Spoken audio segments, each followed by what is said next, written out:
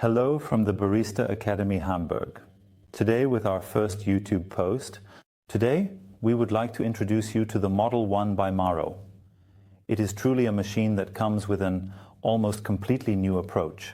It makes espresso and it does that really fantastically.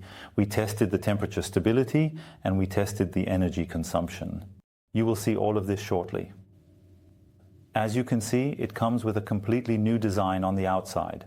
And the same is reflected on the inside. And the funny thing is, we always have two camps in our courses. Some say, oh, it looks just like a Thermomix. While others are totally excited and say, wow, it looks just like a Tesla. And to be honest, it embodies both or carries both within it. On one hand, it is a Thermomix because it takes a lot off your hands. It is a Tesla because it is highly modern, but it is also much more, as you can work with it like in a laboratory. But we will get to that later. Let's start with the exterior first. As I said, you see, it is a new design, it is a different design. It is not the classic design of the e-pool groups. You can like it or not. I find it very exciting. It has a height of 38.5 centimeters, a width of 30 centimeters, and a length of 33.1 centimeters. It is a real heavyweight. It weighs 30 kilograms. The casing is made from a mineral material that we find in kitchen construction, in bathroom construction, in retail construction, and so on. It is a moldable material that is antibacterial, which is certainly an advantage. It is very easy to clean. There's no denying that. And as polished as the machine is, it is also beautifully tactile, one must really say. It really is fun. And as I just mentioned, there are these two camps. Some say no, I would rather have an espresso machine with boilers because it looks a bit more artisanal, more classic. And then we have the people who find the modern design very practical and beautiful. Up here we have a heated cup tray. It is milled from a single piece of aluminum and anodized, which makes it very easy to clean. It is operated via this surface here. I'll turn it on. And then you'll see right away that the power switch is at the front. I don't know if you can see that. We have these so-called soft keys through which you can operate the machine normally. This means you can brew your espresso, you can dispense hot water, and you can generate steam. You also go into the menu levels. You see, it is just turning on. You can enter deeper into the menu levels so that you can adjust them. And you do this through this 7-inch touch display. The nice thing is, it is very responsive, meaning that as soon as you touch anything, it reacts as well. So you don't have the impression that, for example, slide to brew a coffee, to pull an espresso, so that it doesn't take long, but it's ready immediately. And as you can already see, the machine is ready for use. The only thing you need to do, or what I would recommend, is to rinse the portafilter once more, so that it is nice and hot. It has a built-in heater that responds very quickly. It is already quite warm in 3 minutes, but we would still recommend rinsing it once more. We have a removable drip tray here at the front. It is sufficiently large, one must say. Here is a stainless steel plate for the cups. The pot bowl is also made of stainless steel. You could remove it and simply put it in the dishwasher to clean it. Then we have here in the front, I'll set this aside, I hope you can see it. You pull the water tank out from the front. I find that super practical because if you want to install the machine under a counter, you can do that wonderfully. It's not particularly tall after all. This means that in some kitchen niches you can place it inside and maybe even put cups on top. You fill it from the front. This makes it really convenient that you don't always have to fiddle around up here to pour in water or pull out the tank. That's just great. The bowl is also made of stainless steel. You can easily remove it and put it in the dishwasher to clean. Down there, you can see a whole bunch of things. This includes the inlet, the outlet, and additionally, there are temperature sensors. You need to lift this up so that you can insert or remove the pot bowl. Now, let's put the whole thing back in. Yes, and now we could theoretically get started. Now let's talk a bit about the accessories. Here you have a stainless steel portafilter with a walnut wood handle. As you can see, it stands wonderfully, and above all straight, which I find very nice. For example, with the Lilith, the handle is slightly bent downwards. allowing the portafilter to sit straight on the table, which makes it easier to tamper evenly, something that is quite important. Additionally, the outlet is positioned towards the back, allowing you to have a mat or something similar right on the edge of the table while you tamper. So that works wonderfully. As mentioned, the portafilter is made of stainless steel, and I must say, they did not hold back on that either. The filter is a IMS competition filter, capacity 18G. In addition, you will receive a bottomless portafilter along with this double spout portafilter, which you can use anywhere. You will also get a blind filter included. You will receive a suitable Tamper 58.5. I have only seen it in the photo, matching the IMS competition filter. You will also receive a package with cleaning agents. These cleaning agents have been specifically tailored for this machine, meaning the manufacturer searched extensively until they found cleaning products that do not harm the machine itself. This is certainly an advantage. You can also purchase them from him later. So now let's get to the technical aspects that define this machine, and it truly promises to take new paths. It starts with the heating system.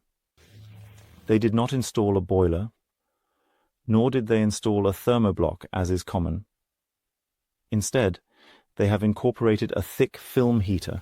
The advantage of the thick film heater is that the machine heats up extremely quickly, and as you saw earlier, I turned it on and it is really warm after just 3 minutes, a quick flush, and it is ready for use. The thick film heater has the advantage that on one hand, the machine can heat up extremely quickly. He achieves this by heating only the water that you are currently drawing, bringing it to your desired temperature. And the Maro has a 2001 sensor in the thick film. It has a measuring filter in the brew group, and as far as I know, in the water tank. This means that with all the various measurements it has, it can precisely control how hot your water should get. And it does this really excellently. Furthermore, it operates with a rotary pump. And until now, it was said that it is difficult to work with any profiles using rotary pumps, meaning that a true pre-infusion could not be achieved. The machine has a true pre-infusion. It can precisely control how much water passes through, at what pressure, and in what time. Regarding the rotary pump, it can be said that it is extremely quiet, with a noise level of 45 dB, and this is no joke. On Mao's website, it states that you can drip your espresso into the cup, and you will see later that it is indeed true. In addition, it naturally has a steam wand, a cow touch steam wand, which means you won't burn yourself. We will show you how to froth with it. We have now moved into one of our training rooms because we can show you the milk frothing a bit better here. What I forgot to mention is that it has a water outlet mode. For frothing milk, we have two options. We can either do it directly from our espresso mode or switch to the milk frothing mode. There we can also specify what strength we would like. Earlier, I mentioned that the Maro has a thick film heater. It essentially operates like a single circuit system, as it only has one thick film heater installed. But you will see how quickly it all goes now. If I double-click now, you will see it doesn't take long at all. This means that it really doesn't take much time for you to switch from the espresso mode to the milk frothing mode. You won't have any problem at all if you want to pull a few espressos in a row, or if you want to make an espresso and then a latte macchiato and then a cappuccino. It's really not an issue. So now let's start frothing the milk, this time for the second attempt. Yes, let's just give it a try. You can't see them at all nicely. It goes straight into the rolling phase. Now we can nicely control the air in a very controlled and precise manner, ensuring optimal performance and efficiency. And it's done. Great. So, as you can hopefully see, it has really become a fantastic, beautiful, fine poured foam that you can use to create amazing latte art. Now we want to show you again how this works with high pressure. For this, we go into the menu and set it to high pressure. Let's see. Yes, the pressure is already there. So, we will show you and display a clock.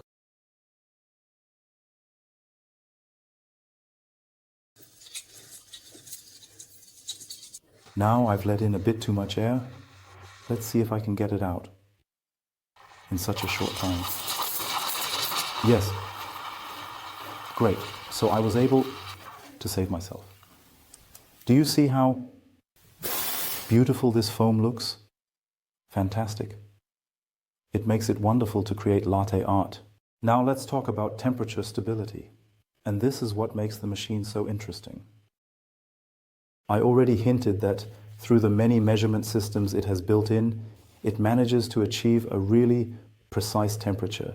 The manufacturer promises that the machine has a deviation of plus or minus 0.5 degrees, and I can already say that it works. We have developed our own testing protocol for how we test the machines. We have deliberately aligned this with some other 1,000 test protocols from our colleagues, especially with warm regards to Switzerland, so that you have a certain comparability. Because I believe this is quite interesting. As each of us always tests a machine, has a machine at hand, and it may be that another machine performs quite differently. In the test, we have experienced this ourselves. For example, recently we have had several Sage Barista machines in our home courses, and a key part of our process is to thoroughly test the machine beforehand, before we get to the actual extraction and explain how to achieve a good espresso. And interestingly, we were able to observe exactly the opposite regarding temperature with both Sage Barista machines compared to what we could find online. Our test machines, or rather our home machines, were interestingly much too cold at the lowest setting. We had to set both Sage Barista machines, which we tested just 2 weeks ago, to the highest level in order to even reach our 92 degrees. I found that quite interesting, but that can of course happen. Either the machines develop over time, even though they are the same, or there is some tolerance among the manufacturers or inaccuracy. I can't say for sure. We would really need to have several machines to test them together, but that is why we said we want to provide you with a comparability. Our testing protocol is such that we first carefully take the manufacturer's recommendation regarding the heating time. For the machine, as mentioned, it is 3 minutes.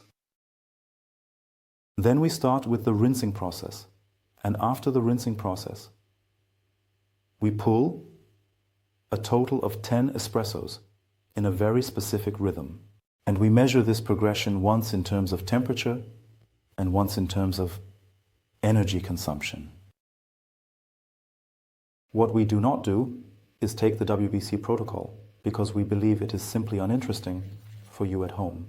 In the case of this machine, I must say, we could have also wonderfully used the WBC protocol, because I can already say that the machine would have done that wonderfully. It's really not an issue at all. But for you at home, I think it's not relevant.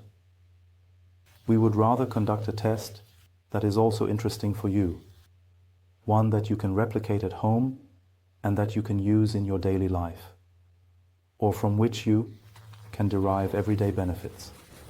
So, let's display the test chart, and you will clearly see that after the warm-up time, the machine really manages to remain consistent within these 10 tests we conducted. It remains not only super consistent during the espresso extraction or during the test extraction, but throughout the entire duration, and the deviation is marginal. And that is really exciting about the machine.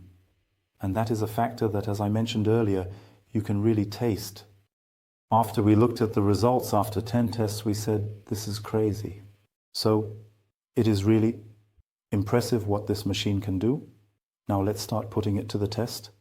And we said, okay, let's play around with the temperature. Now we have tested at 90 degrees, I believe at 92 degrees. Now let's just make a reference at 99 degrees, 2001. We made the reference exactly according to our pattern. And then we said, okay, let's go down. I believe it was 87 degrees. Then we tested a reference at 87 degrees, and the machine had 87 degrees. And then we said, okay, let's move on. Let's say we want, I think it was 94 degrees. Then he pulled a shot at 94 degrees, and the temperature was 94 degrees.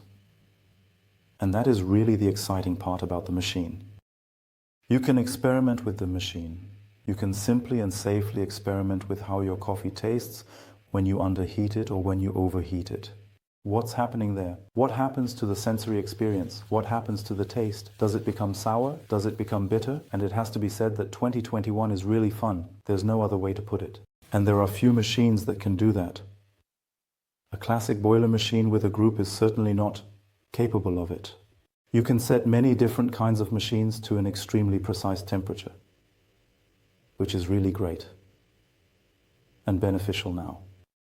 But this back and forth hopping between temperatures works with almost no machine. I only know, as I said, best regards to the descent people. I only know the descent that you can use for this as far as I know. So now we can actually come to the conclusion, that is, no, wait, stop. Before we get to the conclusion, I would like to finally have an espresso.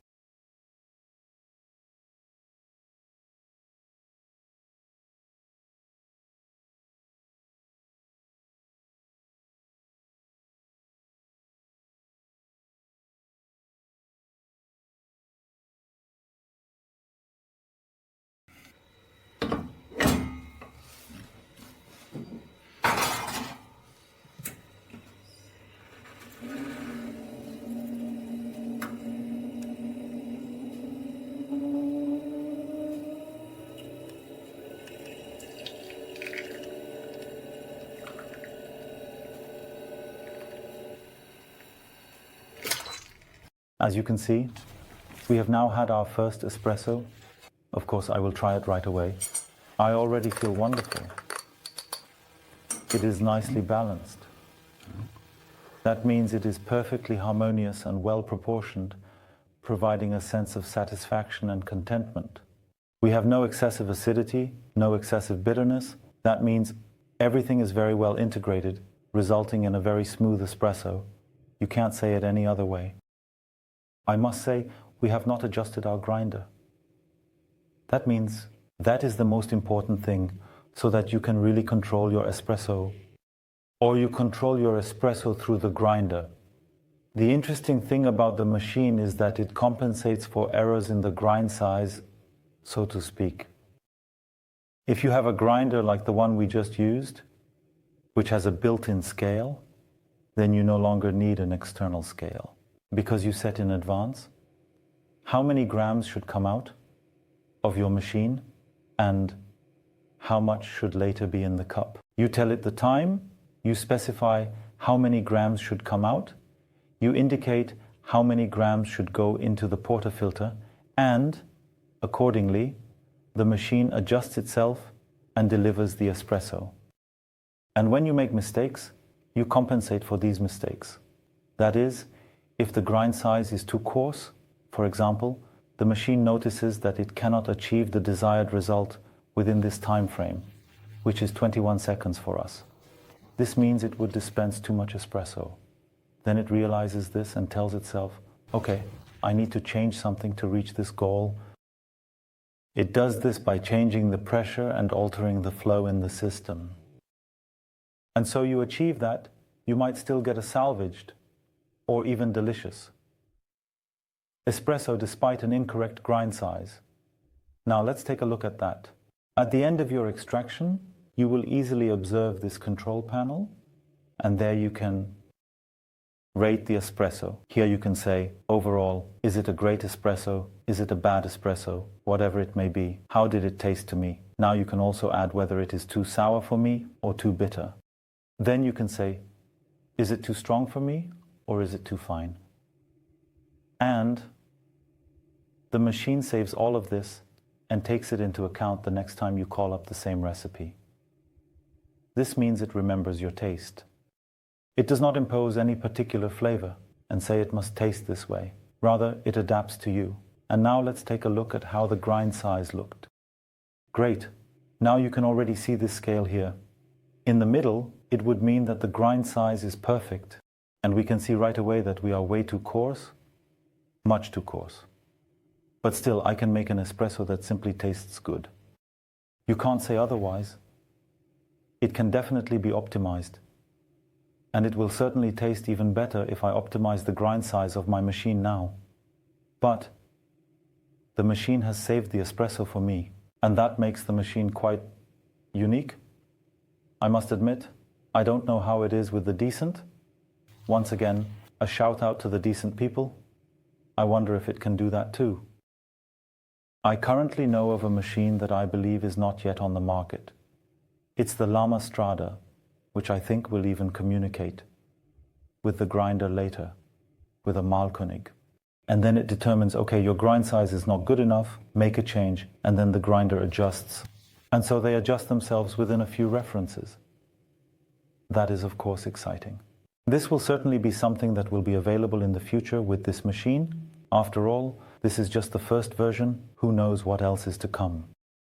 So, and now, I will already come to the conclusion. As a preview, we will be making a second film. In this film, we will take a closer look at what you can do with this machine. That would be a bit too much now, and the film would take forever. So, a conclusion in advance. Who is this machine suitable for? To be completely honest, it is not only a heavyweight in terms of weight, but also in terms of price. It currently costs 4,500 euros, which is not insignificant. Not everyone will be able to afford it or want to. It's a bit of a question about how the machine positions itself in the market. First of all, it is super interesting, and you will see that in our second film, for everyone who really wants to experiment with espresso. I believe that it will also be very interesting for professional use in the gastronomy sector in the future, for example, for small cafes or similar establishments, because the machine is absolutely suitable for gastronomy. That's not a problem at all. You just need a water supply, a fixed water connection, and a drain. It is suitable for people who say, I want to have a super delicious espresso, cappuccino, or latte macchiato. And that without, indeed, that I want to pay with the whole theme. I have no desire to stand inside. I have no desire to dedicate the bowl.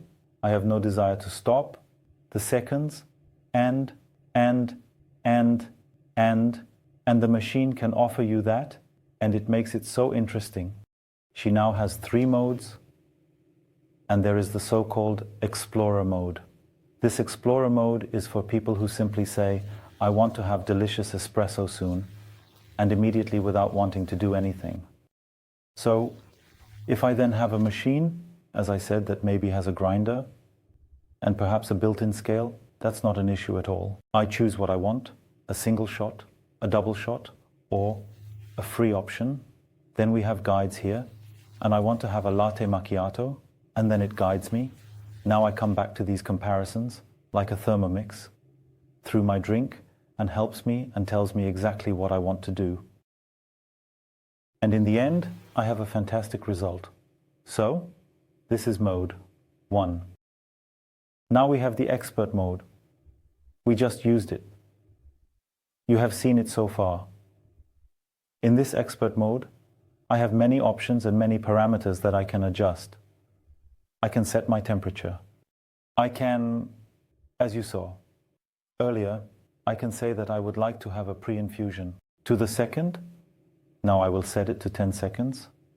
I find that wonderful. I can adjust the pressure of the machine, set my pressure target. I can say how many grams I have in my portafilter. I can say how many grams should come out, and I can say how many seconds it should take to extract the espresso. And with all these things, I can already play around a bit and experiment a lot, especially when it comes to, as I said, the temperature. Super exciting. I can work really well with this. Now there is a third mode, and that is the extreme mode.